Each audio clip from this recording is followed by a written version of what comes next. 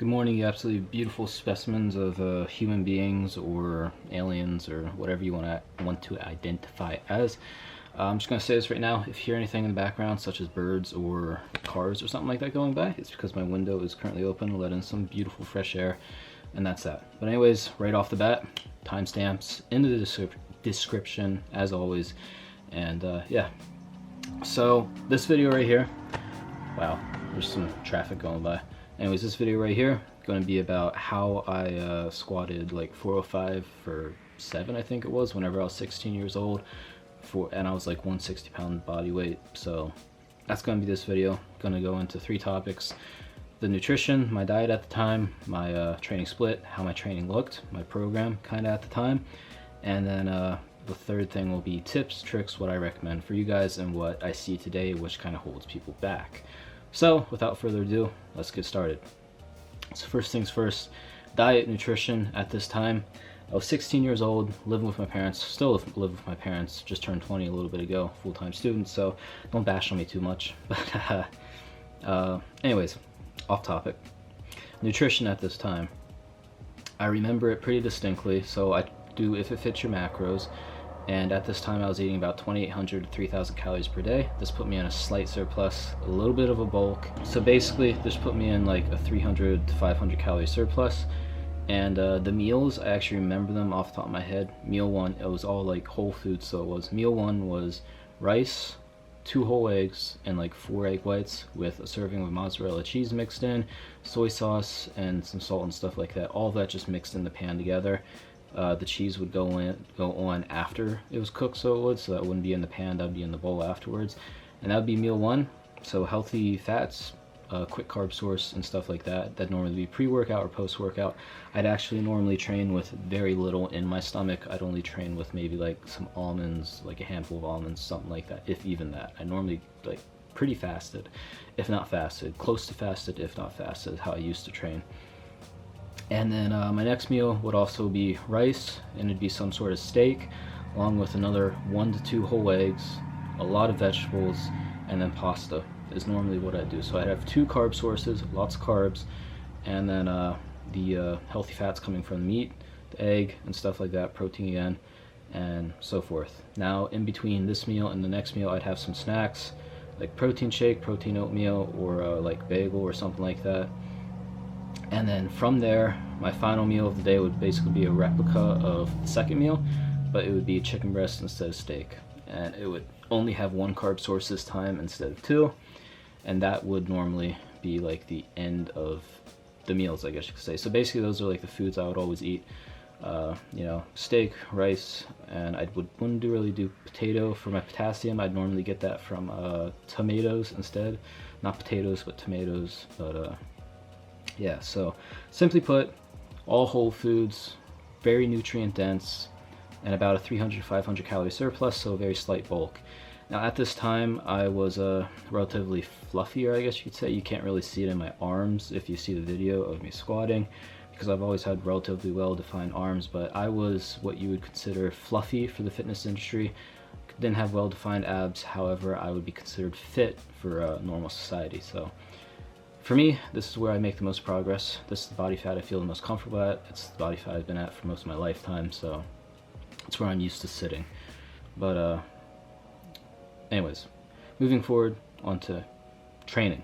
So training at this time, I just ran a simple push-pull leg split, and I basically ran this non-stop, no rest days in between, until my body really hated me and I was like, okay, it's time to do a rest day.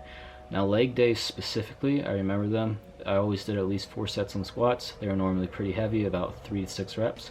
It's really strength training on squats. And then after that I'd go into leg press, and I'd do about 3 sets of 10 to 15 reps on there.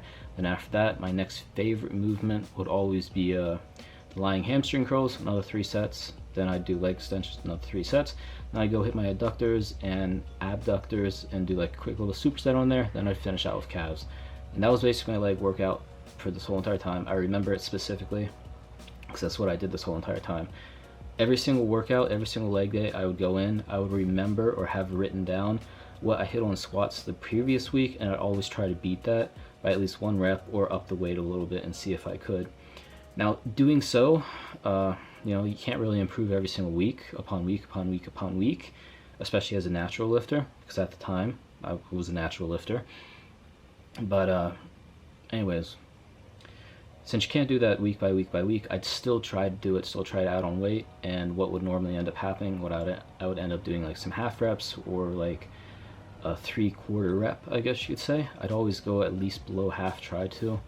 I get like a 3/4 rep, and then the next session what I do is I would try to get that for a full rep for those kinds of reps. So form would break down a little bit, however I would never jeopardize form to the point of causing injury. Especially with squats, you have to be careful, because I think, personally at least, out of the big three, bench, squat, and deadlift, I think squats are probably the most easiest to injure yourself on. There's way too many people that throw their back out, throw their knees out, do something stupid on squats that they just don't realize, like, hey, you know, your back's not supposed to bend like that, man. It's supposed to be freaking straight. So yeah, you could say the same for deadlifts, but I feel like deadlifts are so popular these days, and I think deadlifts, compared to squats, I feel like squats are just a little more technical than deadlifts. Now, you can agree, you can disagree, but I mean, I'm a squatter, I'm not a deadlifter, so that is what it is.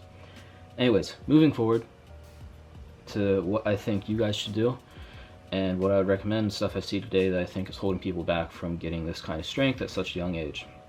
Now, keep in mind, I am 5'7", however, I was 160 pounds at the time, but even that being said, with my shorter stature, shorter height, you know, you don't see too many people at 16 years old, 160 pounds, squatting that kind of weight for reps.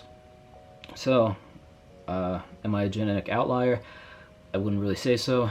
I really started taking squats seriously whenever I was 14 years old, and I only had like 225 for like 3/4 reps at that time. So, you know, definitely it took time, so it did. However, what I did do was I made sure to squat consistently every single week, squat heavy, and progress every single week.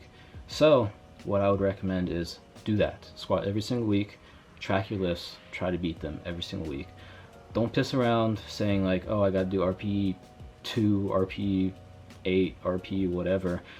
Try to get an RP 10 set every single leg, every single squat session. You don't have to squat twice a week, squat at least once a week, but every single time you squat, try to take at least one of those sets to failure and see if you can't get a new best.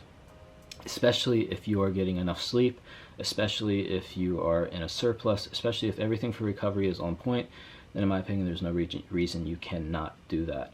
Now there will come a point, maybe like a couple months in, where you're like, oh, holy frick, I need a break.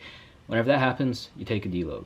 Alright, you don't just like completely pull back and do like, alright, I need to start doing RP8 like every single session or something like that. No, push yourself until your body says, okay, we need a little bit of a break. Then you pull back, you do a deload, and that's where it happens. So Jordan Peters, Dorian Yates, Ronnie Coleman, they all take this kind of approach that they do.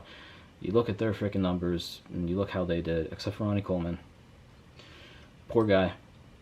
You look at their numbers, basically, at least, and you can see that's like, you can see it's pretty obvious. Of course, there's PEDs that play the role there as well, but same goes for natural lifters. I think even more so for natural lifters. You have to push yourself. And that's kind of like the problem that I see today, I guess you could say, is people, they'll go into the gym and they'll be like, alright, I'm a freaking train today. So they walk up to the freaking deadlift bar and they're like, woo, 225 on the deadlift bar, even though their max maybe like 405. And they do like a set of 10 with 225. Don't even break a sweat, not even coming close to breaking a sweat, not out of breath, nothing. And they're like, RP 6 or something, that was my set of RP 6, woohoo. Bro, you're not gonna you're not gonna progress like that. You might progress very, very little, but I guarantee that if you took that 225 and made it to 315, 275, and instead of doing a set of 10, did a set of like, I don't know, freaking 6 to like RP 9 or RP 10 even, what you think is RP 10, you get a lot stronger. You progress a lot quicker, so you would. Especially if you're getting recovery, especially if you're giving yourself enough time in between sessions, then, and you're on a proper program, which push-pull legs, if you do push-pull legs rest, push-pull legs, or push-pull legs rest, you know, you're getting your recovery that you need. So get on a structured program, make sure you're eating enough, and then hit your squats every single week. Every single time you hit your squats, maybe once per week, it can be twice, I did it twice, but every single time you squat, try to get a new best RPE 10 set. So say last week you did 225 for 10, this week try to do 225 for 11, or even so, try to do like 235 for 8s. Then say 2 weeks after hitting that 225 for 10, 1 week after hitting that 235 for 8, you go back in and you hit 235 for 10. That's just how you progress, man. Hope you guys enjoyed this quick little rant. How I got that 405 squat at 16, I guess. But yeah, see you guys in the next video. Put some questions, comments, anything you want to hear about, or anything like that, or any complaints, or anything you might want to critique me on down in the comments. But anyways, yeah, this quick little raw talk with me and my coffee, and see you guys in the next one.